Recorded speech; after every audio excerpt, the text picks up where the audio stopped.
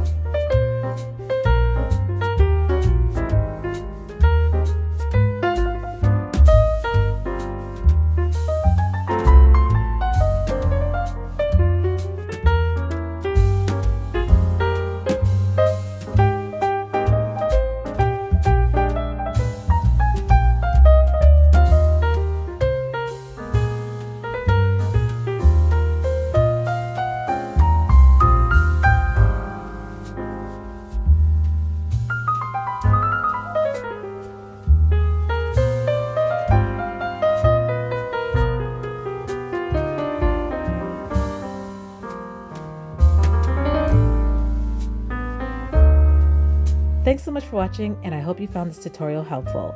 If you enjoyed this video, please give it a thumbs up and consider subscribing to my channel. If you like to save time and use the exact template I created in this video, you can find it in my Ko-fi shop. The link is in the description down below. Once again, thanks for watching. Take care, stay blessed, and I'll see you in the next one.